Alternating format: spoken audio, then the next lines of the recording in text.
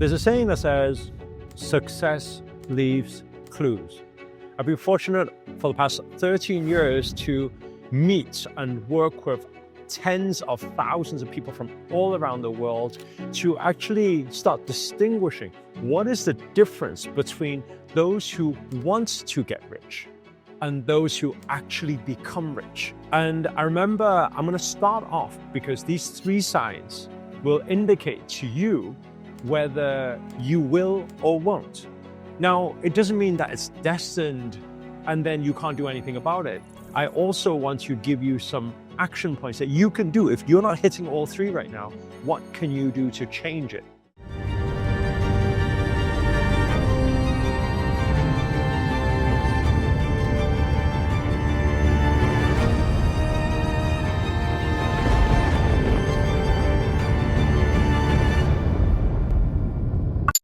We're going to start off with the first sign, the big why. What I've realized, those who actually become successful, rather than those who just say, yeah, I would like a Lamborghini one day, or yeah, I would love to live in a mansion one day, oh yeah, I'm going to be a best-selling artist one day. To those who actually make it, is their why is big enough. I always remember the saying that says, the biggest enemy of a great life is a good life. I always see when people are not struggling in life, maybe they're living with their parents, maybe they don't need to worry about buying food every day, maybe they don't need to worry about money, or maybe they're even in a job, they're not very wealthy, but they're also not panicking or struggling.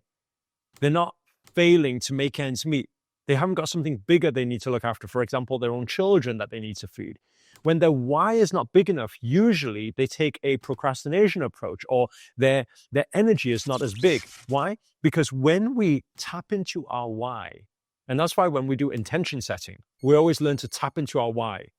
When we tap into our why, what do? We get emotional about it. When we get emotional about it, what happens? When emotions are higher, that's the energy in motion becomes bigger. So the vibrations are bigger, therefore the attraction is faster. And so you need to ask yourself, do you have that burning desire that Napoleon Hill once talked about in Think and Grow Rich? Is it really burning desire, or is it, yeah, I kind of want it, but I know that I don't want it enough?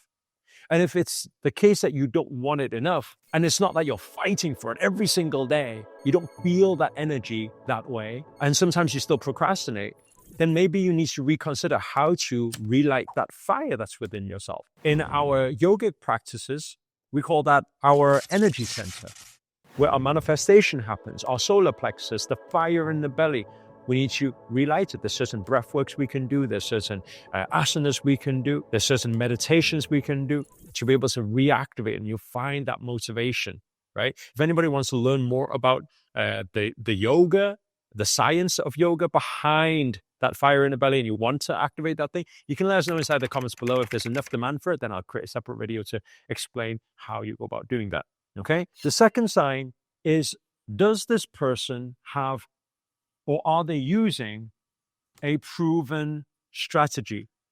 So if I look at it like this, I've been coaching people for over 13 years now, and I've come to realize that the first thing I always ask people to check on them is, why do you want it? Why do you want it? That goal that you want, that thing you want to manifest, why do you want it? And from that gives me an indication of whether they're going to get it or not, or what we need to do about it. The second thing is, I say, so what action are you going to take? They'll be like, I'm going to find a coach. No. What action are you going to take? So you haven't got a coach already. You don't have a mentor already. So what are you going to do to actually make money? This is my question for all of you right now. Some people say, invest in real estate. What real estate? Haven't got that far yet. Well, you need to know. And then some people say, oh, well, I'll just search on YouTube for some strategies. Well, how do you know the YouTuber has the results that you want? I don't. So it's not proven. Oh, I'll ask my mom. Oh, my dad told me. Does your dad have the result you want? Does the friend who advised you? Well, we often get a lot of advice from people around us without realizing if they don't have the results and they're giving us advice, why are we following it, right? It's just like the other day, somebody asked me about what I'm invested in recently, and I said, I'm invested in some cryptocurrency. And then he said, which cryptocurrency? I mentioned a cryptocurrency, and that person said, oh, that's supposed to be a really bad cryptocurrency. And I said, right, okay, that's fine. I said, if you have more money in your crypto account than I do, and you've traded and made more money than I do, then I'll listen to you. I said, so show me your wallet. I'll show you my wallet. You show me yours. And he said, no, I don't. I said, so you don't need to give me advice, right? Some people see that, oh, he's very rude. He's very blunt. No, but you need to protect your boundary. You need to protect your space. If every single day you're taking all this unsolicited advice from random people who just want to be a part of that contribution and just say, hey, you know what? You shouldn't really think about it that way. Yeah, but what result do you have? I go back to saying success leaves clues. So if I know, like if you say, I'm going to get rich doing YouTube, I'll say, okay, what strategy are you using? And they'll say the strategy. I say, where did you get the strategy from? That's always my question. Where did you get the strategy from? If they can tell me, there's a very successful YouTuber, he told me that's exactly what he did, so I'm just following it to the T. I'll be like, great, another tick. If you have a proven strategy from somebody who has the results before you, that's your coach, that's your mentor, that's another tick. If you have a big why, that's another tick. The more ticks you get here, the more likely you're going to become rich one day. And what's the final one? The big word here, environment. What do they say? Your network is your net worth. What do we always say? We say your tribe is your vibe.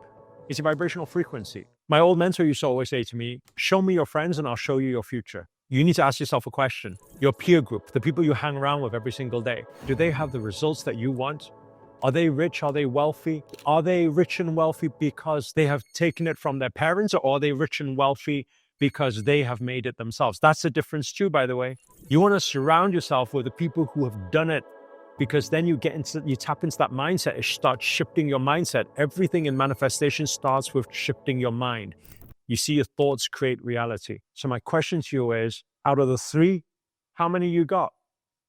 3 out of 3? If you are not yet rich, I highly doubt the 3 are followed to a T right now, right? So you got to be honest with yourself. Which one do you need to work on? Let me know inside the comments below. And if there's a common one I see, then let me create some videos to try and help you on those specific parts. Okay? If you've enjoyed this video or you learned anything at all whatsoever, please do hit the thumbs up. Give this video a share. Allow more people in this world to learn about rich and abundance and be more wealthy, right? And to be able to live a lifestyle they want. And aside from that as well, let us know in the comments below where you guys have tuned in from. That's always nice to know. And finally, if you're new to the channel and you haven't already, remember to hit that subscribe button and the notifications button next to it. That's a little bell sign, by the way, because this year we're dedicated to coming back to daily videos to hold you accountable to make it your best year yet. But for now, guys, we are signing out. Namaste. Namo Himalaya.